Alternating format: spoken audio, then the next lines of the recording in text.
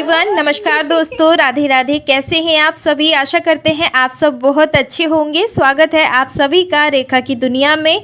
और अभी टाइम लगभग 11-12 बजे का हो रहा था, तो मैं घर से आ चुकी थी सीधा दुकान पे। तो कल वाले ब्लॉग के आगे का ही ये ब्लॉग है।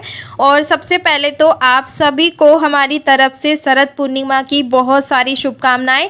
कुछ बहनें माताएं मेरी व्रत भी रहती हैं, तो उनको भी बहुत सारी शुभकामनाएं। मैं नहीं करती हूँ, और कुछ सब्सक्राइबर पूछ रहे थे कि आप पूर्णमासी का व्रत करते हो, तो मैं नहीं करती हूँ। और जो भी बहनें शरद पूर्णिमा का व्रत की हैं उनके लिए बहुत सारी शुभकामनाएं। तो जी, दोपहर का टाइम हो रहा था, मैं आ गई थी यहाँ पे सामान खरीदने, क्योंकि करवा चौथ आ गया है और एक एक दिन बहुत ज़्यादा कीमती है मेरे लिए। और कब कौन सा सामान की ज़रूरत पड़ जाए, तो इसीलिए मैं कुछ दिन पहले से ही तैयारी शुरू कर दी हूँ।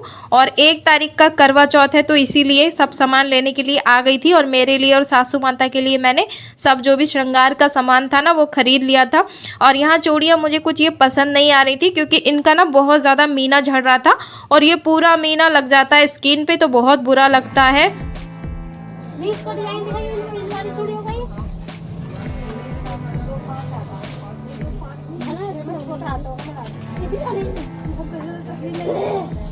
यही वाला डिजाइन दिखाना और धीरे धीरे भीड़ बढ़ती जा रही थी, तो इसीलिए मैं जल्दी आ गई थी। फिर भी थोड़ी लेट तो मैं हो ही गई थी। काफ़ी सारी लेडीज़ें थी, अभी चली गई हैं, और अभी सिर्फ 2 ही लेडीज़ें खड़ी हुई थी। और यहाँ पे चूड़ी सिलेक्ट करने में सबसे ज़्यादा टाइम लग रहा था, क्योंकि चूड़ियाँ जो थी ना वो नई आई हुई थी, लेकिन इन लोगों ने खोल के नहीं रखी थी अभी, वो सामान के अंदर पैक रखी हुई थी। तो कह रही थी आप कल आ जाना चूड़ियाँ लेने। तो मैंने कहा एक सामान लेने के लिए मैं बार बार नहीं आ सकती, आप जो भी हैं वो दिखा दीजिए। तो लाल कलर की चूड़ी की सबसे ज़्यादा डिमांड थी। और यहाँ मैं बात कर रही थी, यहाँ आके सब कुछ हम भूल जाते हैं, जो भी हमें ख़रीदना होता है तो एक एक सामान करके याद करना होता है। जरा काजल निकालो, खड़ी है गाड़ी रख काजल ये हाँ दे दो, मेहंदी दे दो। मैं बड़ा नहीं, बड़ा नहीं है ये। अभी ये 1:30 बजे की पैकिंग आई ना ये।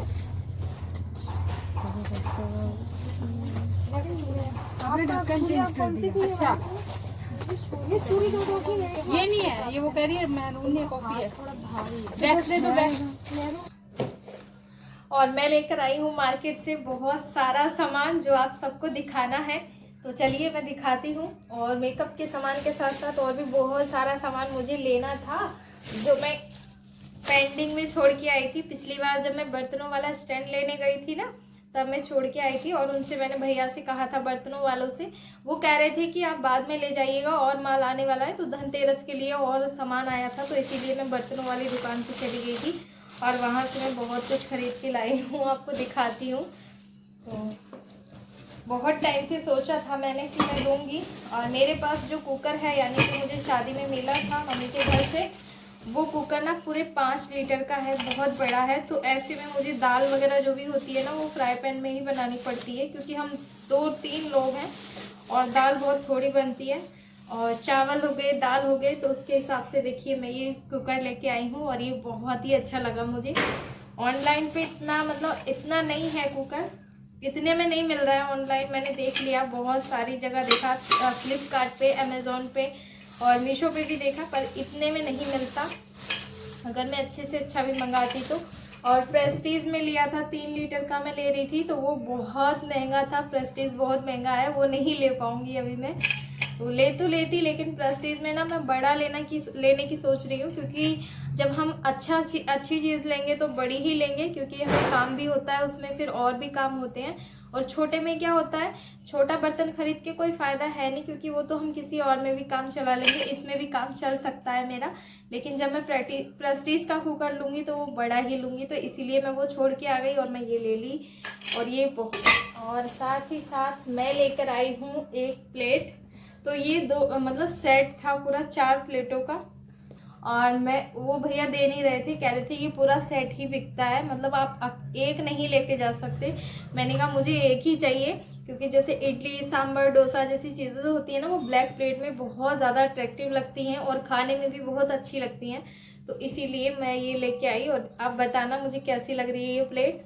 इसमें चटनी आ जाएगी, सांभर, और यहाँ पे कुछ और हम जैसे बनाते हैं, कोई डिशेस ऐसी बनाते हैं जो हमें तीनों चीज़ों की ज़रूरत पड़ती है, तो उसके हिसाब से बहुत अच्छा है। और खाना भी जैसे अगर हमने एक सब्जी दाल बनाई है तो उसके हिसाब से, और चटनी, और इधर राइस और रोटी, तो उसके हिसाब से भी बहुत अच्छा थाली है ये।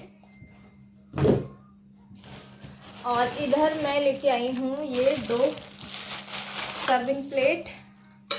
ये देखिए, ये मुझे बहुत टाइम से मुझे इनका इंतज़ार था, पर ये मुझे मिल नहीं रही थी। ऑनलाइन पे मैं मंगाई थी, तो ऑनलाइन पे मैंने देखा था तो काफ़ी महंगी थी ये, लेकिन मुझे ऑफलाइन बहुत अच्छी मिल गई, तो इसीलिए मैं ले आई हूँ। और ये सारा कुछ मिला के काफ़ी पैसों का है। प्राइस मैं क्या बताऊँ, आप मार्केट जाओगे और 3 लीटर का कुकर खरीदोगे तो आपको पता लग ही जाएगा, बताने की कोई ज़रूरत नहीं, क्योंकि थोड़ा बहुत उन्होंने डिस्काउंट भी दे दिया भैया ने मुझे। तो इसी हिसाब से मुझे सारा कुछ 800 850 ऐसे ही मतलब समथिंग पड़ गया। और कुकर का जो रेट होता है ना वो बहुत ज़्यादा हाई होता है आजकल। सस्ते से सस्ता कुकर भी आपको 500 से ऊपर का ही मिलेगा, इससे का नहीं मिलेगा। और फिर ये 3 लीटर का कुकर है, तो इसीलिए थोड़ा सा प्राइस इसका ज़्यादा है।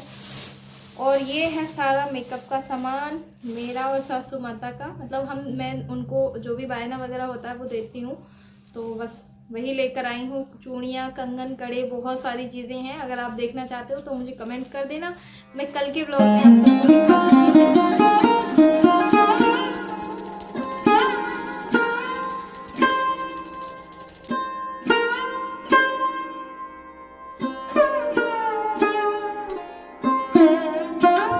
और आज ना नाश्ते में कुछ हैवी खाने का मन हो रहा था, जैसे कि ब्रेड रखे हुए थे, तो हमने सोचा कि बहुत टाइम हो गया ब्रेड पकोड़ा भी नहीं खाया है हमने, और ध्रुव को भी बहुत पसंद है, हस्बैंड को भी बहुत पसंद है, और काफ़ी टाइम भी हो गया है।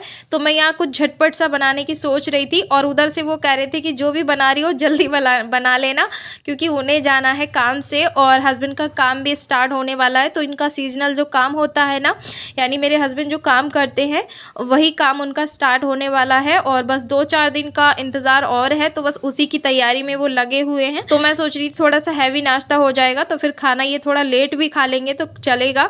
और यहाँ देख सकते हैं मैंने सारे मसाले डाल के ना बेसन में, और 1 हरी मिर्च डाल दी थी, क्योंकि हरी मिर्च का स्वाद बहुत अच्छा लगता है ब्रेड पकौड़ों में। और आज ना मैं ब्रेड पकौड़े बनाने की एक ऐसी टिप्स बताऊँगी आपको कि आपका ब्रेड पकौड़ा कभी भी सॉफ्ट नहीं होगा, मतलब हमेशा क्रिस्पी रहेगा। आप सुबह से शाम तक जैसे किसी सफ़र में जा रहे हो ना, तो आप इस तरह का नाश्ता बना के लेके जाइएगा, बहुत बढ़िया लगते हैं ये ब्रेड पकोड़े खाने में। तो पहले अच्छे से बेसन को मैंने फेंट लिया है, और उधर मैंने लिए हैं 4 ब्रेड। तो ये नाश्ता ना एकदम बरकत का भी हो जाता है, यानी कम ब्रेड में ज़्यादा लोग नाश्ता कर लेते हैं, इस तरह से आप देख सकते हैं। तो मैंने ब्रेड को पहले सान लिया है अच्छे बेसन में, और इसको मैं हाफ़ फ्राई करूँगी। तो हम लोग अगर खाली ब्रेड सेक के खाएँगे तो हमें 5 से 6 ब्रेड तो चाहिए ही चाहिए।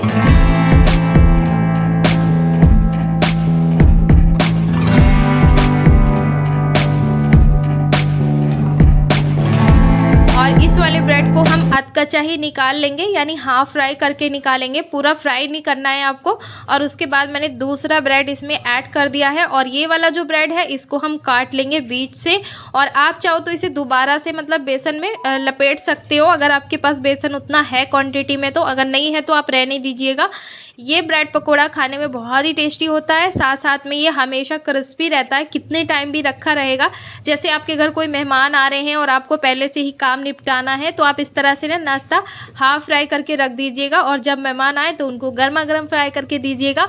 और इसी तरह से होटल वगैरह में जब हम जाते हैं ना, तो हमें ब्रेड पकोड़ा खाने को मिलता है, तो मैंने देखा है मतलब वो लोग हाफ फ्राई करके रख लेते हैं, और जैसे हम उनसे लेने जाते हैं या खाते हैं तो वो फिर हमें फ्राई करके देते हैं। और इससे क्या होता है, हम घर तक भी आ जाते हैं ना, फिर भी वो ब्रेड पकोड़ा क्रिस्पी का क्रिस्पी रहता है, और खाने में बहुत मज़ेदार होता है। हाँ, थोड़ा ऑयली हो जाता है लेकिन बहुत अच्छा लगता है। तो मैं यहाँ सरसों के तेल में बना रही हूँ, रिफाइंड ऑयल में नहीं बना रही हूँ। तो सरसों का तेल उतना नुकसान नहीं करता है।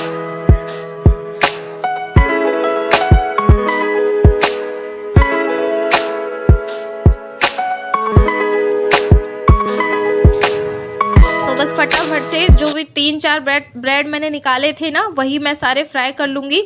और 3 ब्रेड तो आराम से फ्राई हो गए थे, बाकी जो चौथा वाला ब्रेड था ना, उसके लिए बेसन उतना नहीं था, तो मैंने आधा ब्रेड काट के और उसमें लपेट के जो भी बेसन बचा हुआ था बस ये डाल दिया था और आधा ब्रेड मैंने उसी में थैली में रख दिया था। तो देखिए 3.5 ब्रेड का नाश्ता हुआ है आज हमारा। और ध्रुव को लग रही है बहुत तेज वाली ठंड, ये देखिए ठंड लग रही है बेटा, बहुत ठंडी। नहीं होगी आज है, इधर देखो, नहाओगे? नहीं नहाओगे? बहुत ठंड लग रही है। कितनी ठंड लग रही है? ओहो, तो देख लो बाबू को लग रही है बहुत ज़्यादा वाली ठंड। आज ये नहाने से तो रहे, लेकिन नहाएंगे, अभी तो मना कर रहे हैं और अभी तो देखते हैं क्या है क्या नहीं। तो बिल्कुल भी नहीं नहाना है बेटा, नहीं नहाना, ऐसे ही रहोगे? इधर देखो, बहुत ठंड लगी है। तो एक तरफ ब्रेड बन रहे थे, एक तरफ चाय बन गई थी, तो बस साथ ही साथ दोनों चीज़ें बन गई हैं और इधर गर्मा गर्म अदरक की चाय बनकर तैयार है। तो झटपट जैसे कुछ खाने का मन करता है ना नाश्ता, अभी जैसे कि वर्ल्ड कप चल रहा है, मैच चल रहे हैं, तो इस तरह का नाश्ता बना के दो ना, बच्चों को बहुत पसंद आता है। तो ज़रूर ट्राई कीजिएगा। ये ब्रेड पकौड़े बहुत ही टेस्टी होते हैं खाने में और बनने में तो बहुत ही झटपट बन जाते हैं।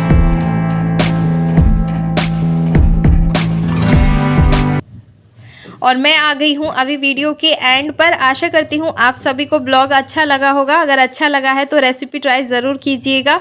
मैं मिलूँगी आप सभी से एक और ब्लॉग में। अपना ध्यान रखिए, खुश रहिए, मस्त रहिए। हर हर महादेव। और हस्बैंड फटाफट से नाश्ता कर रहे हैं और मैं भी कर लूँगी, लेकिन ध्रुव मांग रहे हैं दूध, तो उनको दूध दे दूँगी पहले, उसके बाद उन्हें नहलाएंगे। तो चलिए दोस्तों, bye bye, take care, love you all and हर हर महादेव।